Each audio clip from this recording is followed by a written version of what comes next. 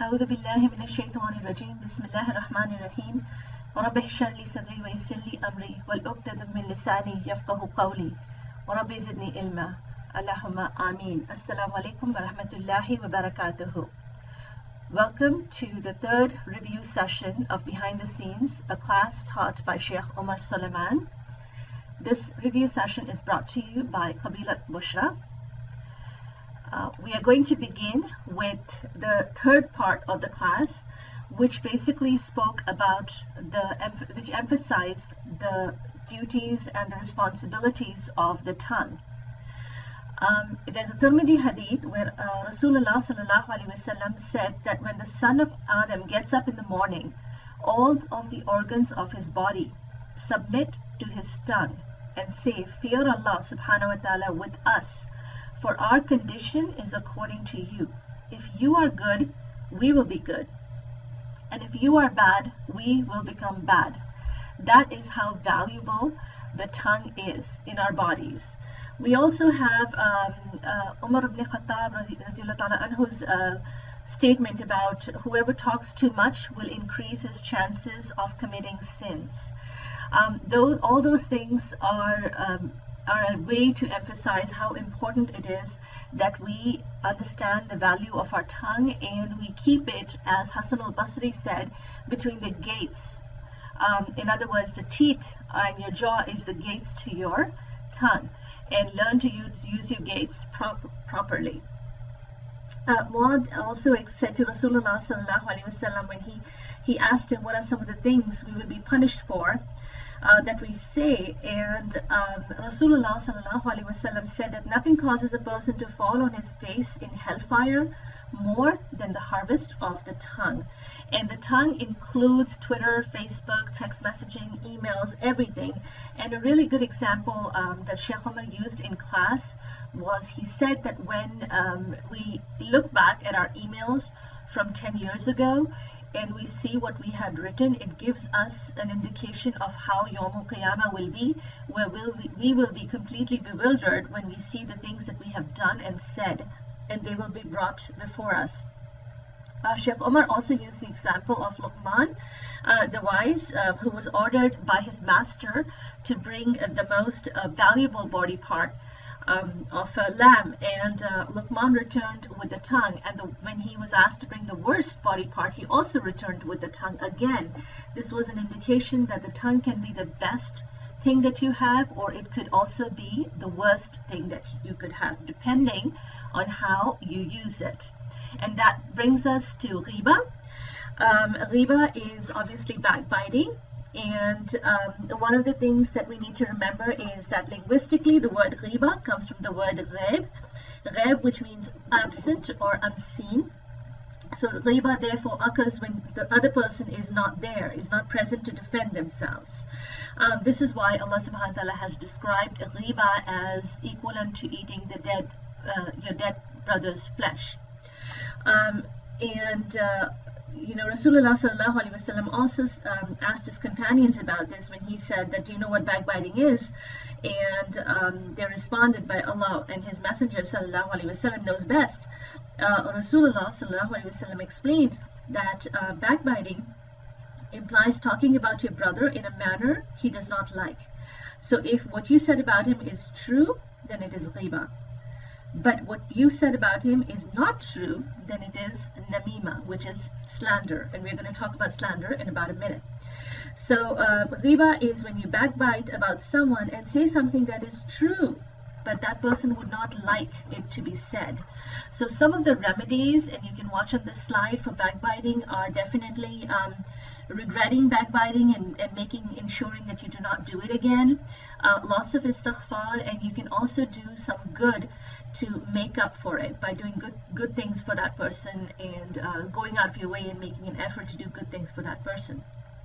There are also two categories of namima, and namima is basically saying something about someone that is untrue, or coming to someone and saying that, this and this person said this about you. So basically you're starting some kind of enmity or some kind of just a little putting something in someone's heart against someone. So in this case, the Prophet ﷺ said that he who starts enmity between people by quoting their words to each other, even if they're true, but you're basically quoting words that this person said this about you, that is also namima. So these people will not enter paradise. That's what Rasulullah ﷺ said about this. So namima is also a very, very serious thing to be, not just ghiba, but namima is also very serious. Okay, the next stage is, and I've spoken about namima, so let's talk about lying. Lying is basically lying with your actions is also hypocrisy. Lying with your words is also incorrect, and it is said that there are different ways of lying, and please look in your notes because this is a very lengthy description of lying and the different categories of lying. Look through that and read through that because it explains how lying is deeply connected to hypocrisy. And Rasulullah ﷺ talks about this. He says that you talk about and in fact Imam Ibn Taymiyyah rahimullah said that everywhere in the Quran that Allah mentions hypocrisy, he also mentions lying, so it is connected. So being a hypocrite is something that is connected to lying. So go through that, and making mockery of other people is also something that was talked about in the class in detail. Mocking is basically when you draw attention to the faults or the shortcomings of another person. So and you're trying to show that you are better in some way. It was described that one of the root causes of mockery is that you're carrying pride. So you have kibr in what you are, and as we learned in the class that kibr is a form of shirk. So mockery can also be non-verbal. Remember that any kinds of mockery, making fun of someone, can also be through actions. And I believe the example used was that of when it was something as small as when Aisha radiallahu anhu indicated the height of one of the other wives, and even that Rasulullah sallallahu alaihi wasallam corrected her. So it was something so small, but that also is a non-verbal kind of a thing, and it is indicated that this is also not allowed through this example. Okay, so moving on, we're going to talk really quickly about joking. There is permissible kinds of joking and impermissible kinds of joking, so there has to be a balance maintained. Ali ibn Talib said that make joking part of your conversation the way you would put salt in your food.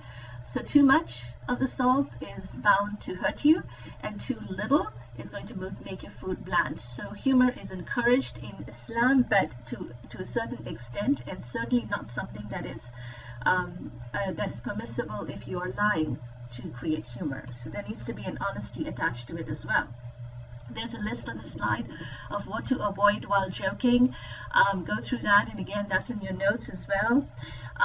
Finally, we're going to talk about kibr once more. There are different kinds of manifestations of pride, and Rasulullah sallallahu alaihi wasallam said that the first three people to enter hellfire will be the following, and that is, the first one was a scholar, the second one was a generous person, and the third was a martyr. Something to remember, the first three people to enter hellfire will be these three people. And this all comes from the idea of pride, of kibr. So, when you have that feeling that you're doing it for the dunya, that is, so the intention, again, back to the idea of tazkiyah that we learned early on in the class, that it is about your intentions. If your intentions are incorrect, then the chances are that you will be rewarded accordingly. So if your intentions are to be recognized in this dunya, then of course that is what will happen. And in the akhirah, that's why we have the first three people who are entering hellfire as a scholar, a generous person, and a martyr, because Rasulullah sallallahu alaihi wasallam is indicating to us that this is what happens if you're doing it for the dunya. But if you're doing it only for Allah subhanahu wa ta'ala, then your reward is in the akhirah as well.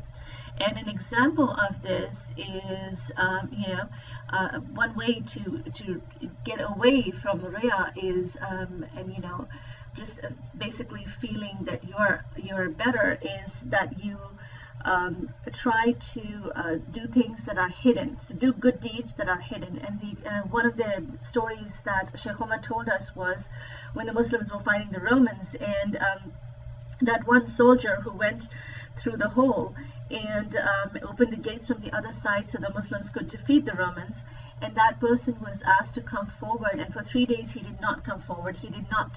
That soldier did not say that it was me, and finally he went up to the general, covered his face, and said that it was me who entered the hole. And the man said that I will tell you on 3 conditions, that you don't pay me for what I did, and you don't tell anyone, and you don't ask me to come out again. So basically this person did it only for Allah subhanahu wa ta'ala, and he wanted that good deed to remain hidden so that only Allah subhanahu wa ta'ala would know. And the general basically made dua that grant me the companionship of the soldier on the day of Qiyamah. So those are the kind of things that we can do. Keep it on a more on a more everyday level. The Sahabas were known to get up and pray Qiyam al-Layl, but they would hide it from each other, from even their wives. They would hide it, that they were praying Qiyam al-Layl. And there are several examples in the notes, so please look through those, and inshallah we will be back with another quick review session shortly. Until then, Assalamu alaikum wa rahmatullahi wa barakatuh.